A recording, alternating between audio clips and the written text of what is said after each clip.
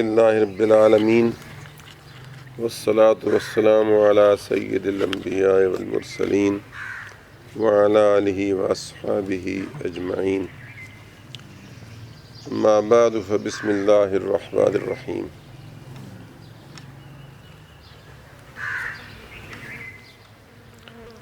کل میں نے آپ کو حضرت شہزادہ رسول جگر گوشہ بطول حضرت امام حسین رضی اللہ تعالیٰ عنہ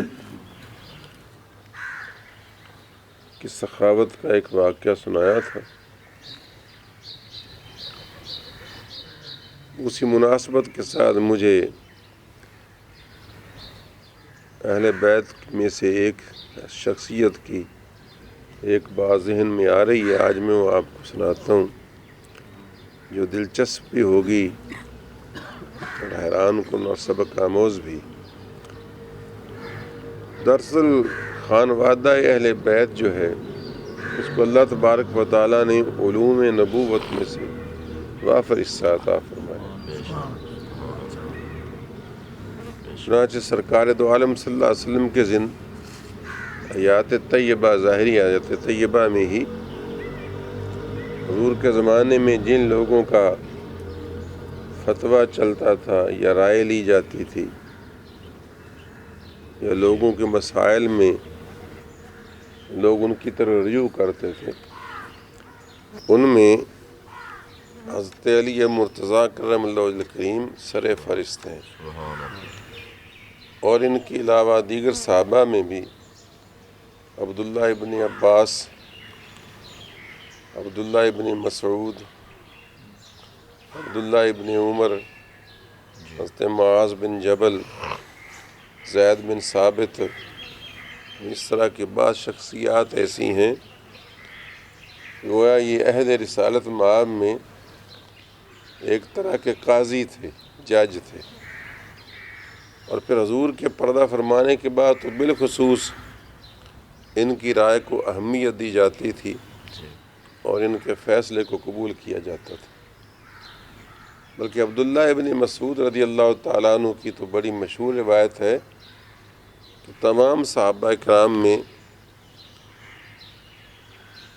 اگرچہ بعض حضرات میں دیگر خوبیاں موجود تھیں جو عام میں بھی تھیں، مگر خاص طور پر کان علی اقضى الناس، علی مرتضیٰ رضی اللہ تعالیٰ عنہ جو تھے سب سے زیادہ بہترین فیصلہ فرمانے والے تھے لوگوں میں سے، اور آپ بڑی ہی دانش مندی کے ساتھ اور حکیمانہ فیصلہ فرمایا کرتے تھے، سارے پہلوؤں پر نگاہ ڈال کر۔ چنانچہ شاید آپ کو کچھ عرصہ پہلے میں نے ایک بات سنائی تھی کہ حضرت عمر کا دور خلافت تھا اور ایک عورت جو تھی وہ زنا کے الزام میں پکڑی گئی،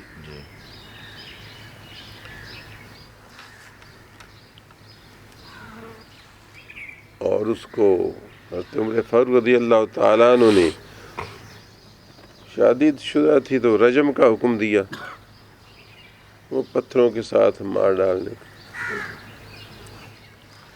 یاد آ گیا ہوگا۔ تو لوگ ان کو لے چلے تو اتفاق سے اس اثناء میں حضرت علی مرتضیٰ آ گئے، پتہ کیا کیا معاملہ ہے، لوگ ادھر ادھر جس طرح ذہنی طور پر کچھ مصروف اور گھبرائے ہوئے ہیں، تو کہا کہ ایک واقعہ ہو گیا ہے اور ایک عورت کو حد لگائی جانے والی ہے۔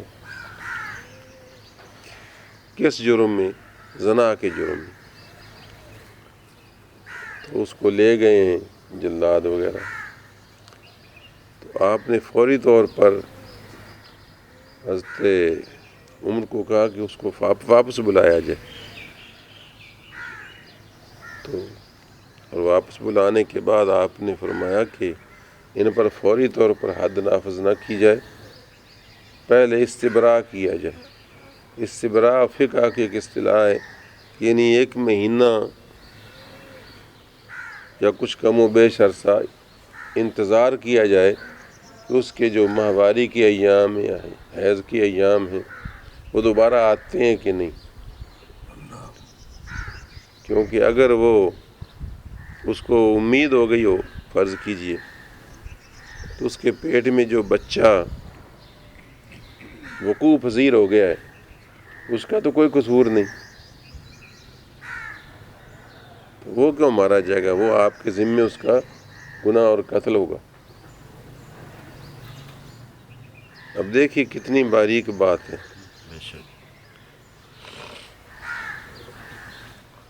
ہمارے لیے شاید یہ کوئی نہیں، کیوں کہ ہم لوگ تو ویسے ہی بہت کچھ کر رہے ہیں.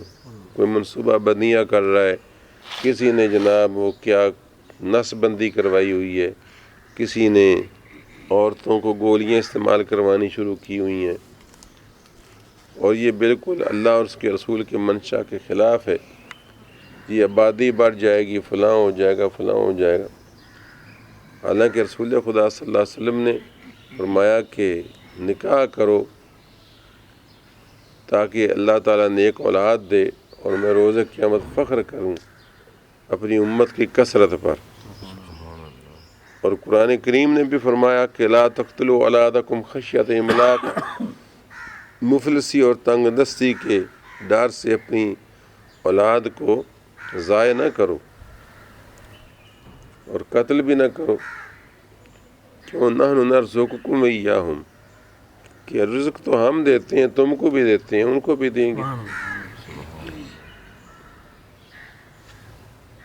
تو یہ عجیب منطق ہے کہ جہاد سے تو ہم کنی کتراتے ہیں کہ کہیں ہم مار نہ جائیں، جی حالانکہ وہ شہادت ہے، مرنا تو ہم نے ہے ہی، لیکن آگے چاہتے ہیں کہ اور کو پیدا نہ ہونے دو، ہم ہی بیٹھے رہیں. الٹی گنگا بہہ رہی ہے کہ جو پیدا ہو گئے ہیں ان کو مرنے نہ دو. یہی کوشش ہے نا. پولیو کے ٹیکے لگواؤ، فلاں کرو، فلاں ویکسین استعمال کرو، جی یہ ہو جی وہ ہو جی، اسپتال بناؤ جی، صحت کے بڑے مسائل ہیں جی. جو مرتے ہیں مرنے دو. اللہ تعالیٰ نے جن کی زندگی لکھی ہے کوشش کرو، دوا ٹھیک ہے کرو، لیکن اگر کوئی مرتا ہے تو مرنے کے لیے ہم پیدا ہوئے. تم نے ٹھیکے لے کر رکھے ہیں جینے کے، تو جو جی پڑے ہیں، جو پیدا ہو گئے ان کو مرنے نہیں دیتے، اور جو پیدا نہیں ہوئے ان کو پیدا نہیں ہونے دیتے.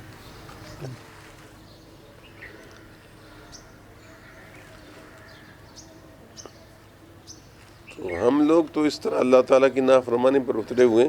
اس سے یہ بھی پتہ چلتا کہ صحابہ کرام کو حضور کی امت میں اگرچہ وہ حلال کا بھی نہیں تھا بچہ، ایک بچہ پیدا ہوتا تو ہو سکتا ہے وہ مسلمان ہی ہوتا اور یقیناً مسلمان ہوتا.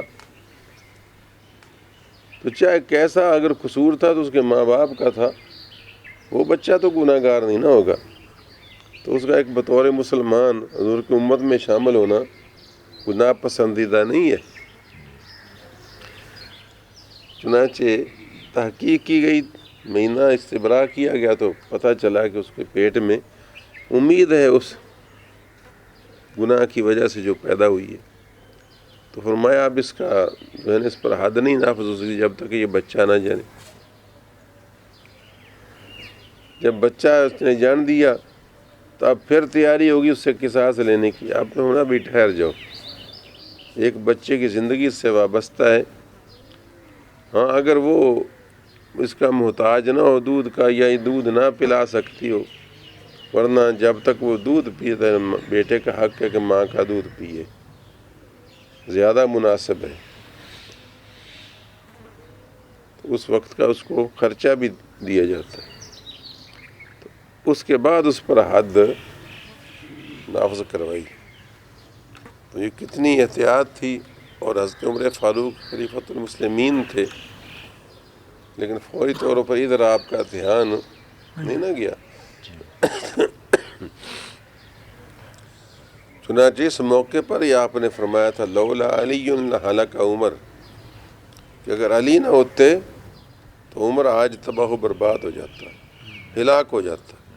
اب ہلاک ہونے سے مراد ہو زندگی کا مر جانا نہیں مراد ہے، یعنی کسی کے ذمے بہت بڑے کبیرہ گناہ کا عائد ہو جانا یہ بھی ہلاکت اور تباہی ہے۔ فرمایا کہ علی نے مجھے بچا لیا، ورنہ مجھ سے بلنڈر بہت بڑی غلطی واقع ہو جاتی اور روز قیامت میں اس میں پکڑا جاتا۔ تو اس طریقے سے اب بہت سارے واقعات ایسے ہوئے ہیں، آپ کے دور خلافت میں بھی ہوئے،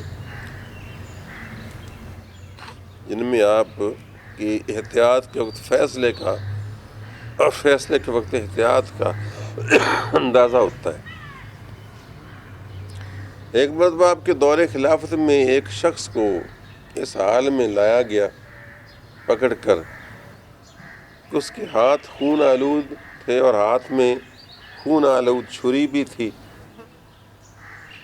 اور اس کو ایک ویرانے سے پکڑا گیا جہاں کی ایک لاش تازہ تازہ قتل ہو کر تڑپ رہی تھی، اور وہ اس کے سر پر کھڑا دیکھ رہا تھا اس کو۔ اس حال میں وہ پکڑا گیا، عدالت میں پیش کیا گیا۔ چنانچہ حضرت علی مرتضیٰ کرم اللہ کریم نے اس سے پوچھا کہ کیا معاملہ ہوا، تم نے قتل کیا؟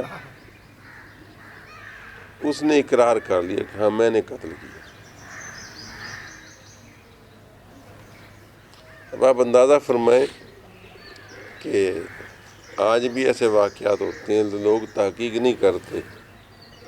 بعض اوقات جو اصل مجرم ہوتا ہے وہ اور ہوتا ہے، یہ پولیس کے سامنے بھی کیس آتے ہیں، اور محسوس کوئی دوسرا ہوتا ہے۔ قتل بیوی نے کروایا ہوتا ہے، سر پر پڑ جاتا ہے شریکوں دشمنوں کے، کبھی دشمنوں نے کروایا ہوتا ہے، سر پر پڑ جاتا ہے بیوی کے۔ تو اس طریقے سے بے احتیاطیاں ہوتی ہیں۔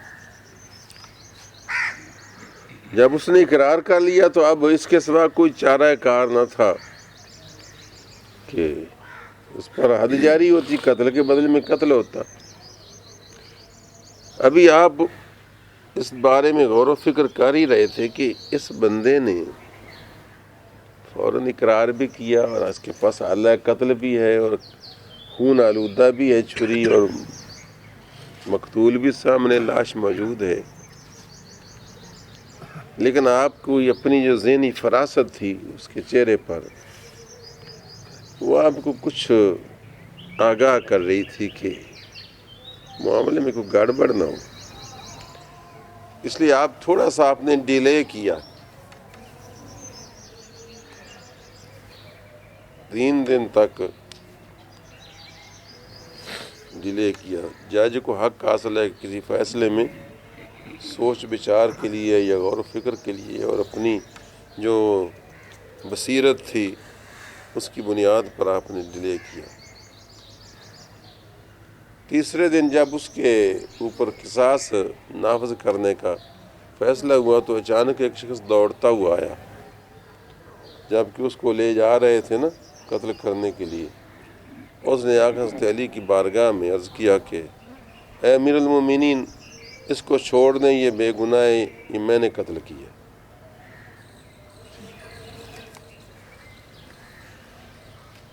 خیر آپ نے فرمایا کہ اس کو واپس لے آؤ۔ ہاں بھائی تم نے قتل کیا؟ اس نے کہا جی ہاں میں نے قتل کیا۔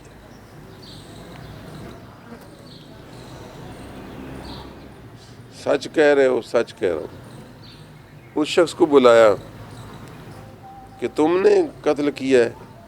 اس نے کہا جی میں نے قتل کیا۔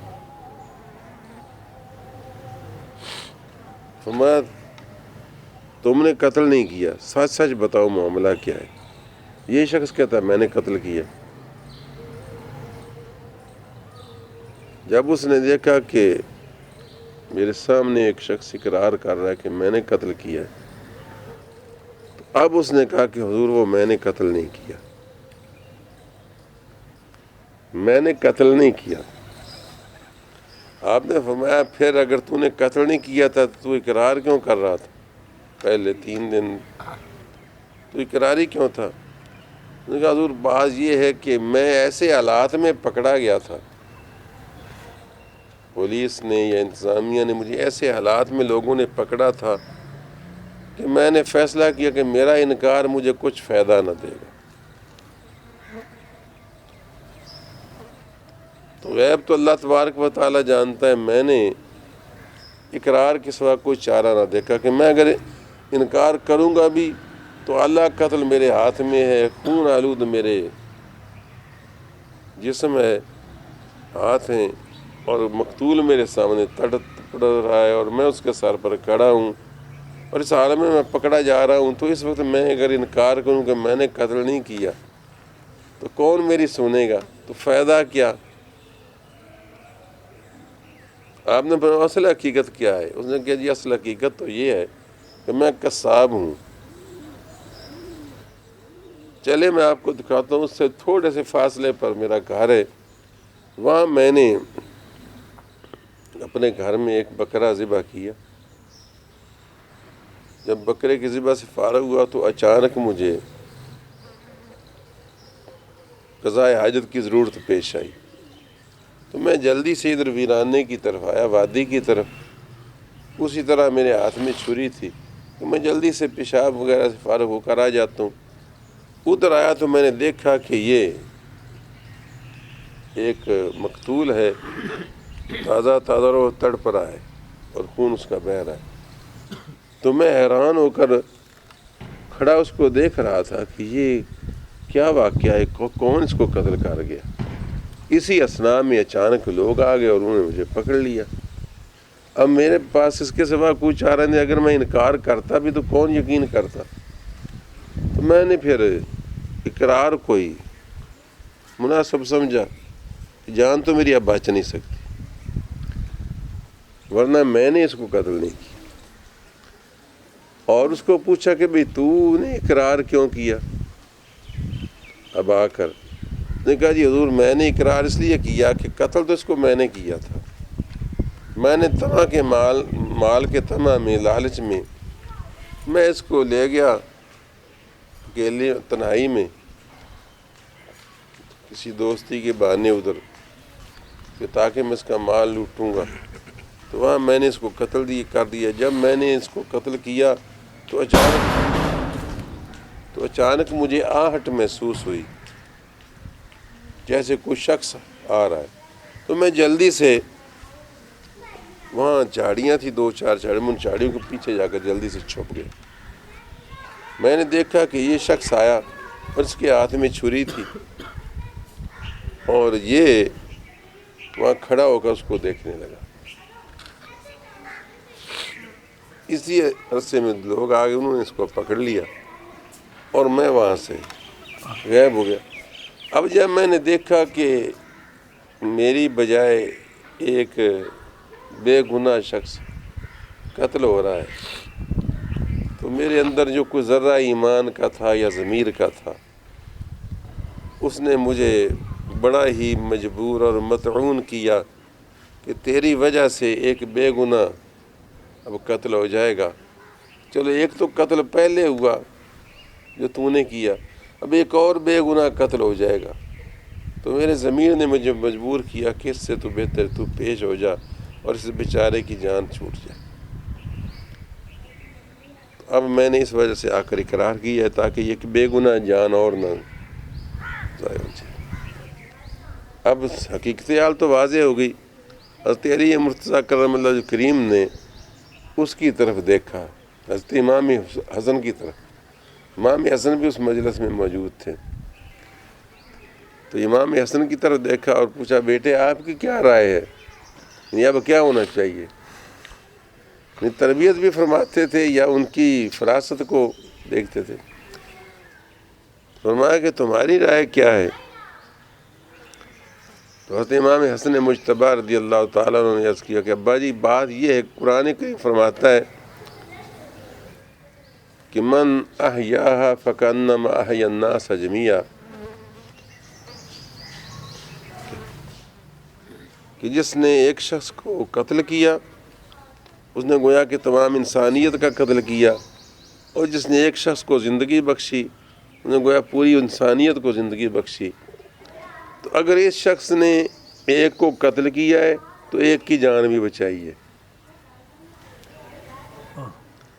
ایک کو اگر اس نے قتل کیا ہے تو ایک کی جان بھی بچائی ہے. اس وجہ سے اس کے بارے میں اجتہاد کے ساتھ کوئی فیصلہ ہونا چاہیے جس میں اس کی بچت ہو، کیونکہ اس نے ایک کو زندگی بھی بخشی ہے. تو حضرت علی مرتضیٰ کرم اللہ کریم نے فرمایا کہ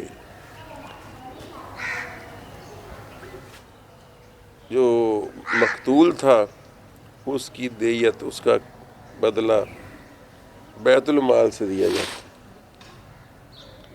اور ان دونوں کو معاف کیا جاتا ہے جی. یعنی جس کے وہ مقتول کے جو وارث تھے تو وارثوں کو اگر راضی کر لیا جائے، آپ جانتے ہیں نا، وارثوں کو راضی کر لیا جائے اور وہ اس کے خون بہا پر راضی ہو جائیں اور وہ 100 اونٹ کی قیمت کے برابر ہے، ٹھیک ٹھاک ہے. چنانچہ آپ نے ان کے وارثوں سے بات کی ہوگی یقیناً، تو وارث اس پر راضی ہوگا، کیونکہ بندہ مروا کر کیا انہوں نے لینا تھا. جو یہ منظر دیکھ کر ان کا بھی دل پسیجا ہوگا. چنانچہ انہوں نے قصاص پر رضامندی، دیت پر، خون بہا پر رضامندی ظاہر کی. حضرت نے اس کے پاس تو اب اتنی گنجائش نہیں، تو پہلے مال کی طمع میں اس کو قتل کرتا پھرتا تھا، تو آپ نے بیت المال سے اس کی دیت ادا کروا دی، کیونکہ بیت المال مسلمانوں کی فلاح و بہبود کا ہی خزانہ ہوتا ہے، اور آپ نے دونوں کو بری کر دیا. یہ دیکھو کتنا حیرت ناک فیصلہ ہوا کہ قاتل بھی بچ گیا اور مقتول کا بھی حق ادا ہو گیا، اور کیسا عجیب و غریب یہ فیصلہ ہوا. تو اہل بیت اطہار جو ہے ان کے بڑے ہی فضائل ہیں. اللہ تبارک و تعالیٰ نے ان کو بے پناہ بصیرت دی تھی، مگر یہ الگ بات ہے کہ جب تقدیر اپنے فیصلے سناتی ہے نا تو پھر تدبیر ہاتھ ملتی رہ جاتی ہے. تو اس وجہ سے دشت کربلا کے واقعات ہیں، یا امام حسن کی زہر خورانی کے واقعات ہیں، یا حضرت علی مرتضیٰ کی مشکلات کے واقعات ہیں، تو وہ سارے تقدیر الہی کے ہیں. ورنہ تدبیر کی حد تک جو تھے یہ حضرات بہت بڑے فائق تھے، اور اللہ تبارک و تعالیٰ نے ان پر اپنی طرف سے عقل کے، علم کے اور دانش کے خزانے پلٹ دیے تھے. وآخر دعوانا الحمدللہ رب العالمین.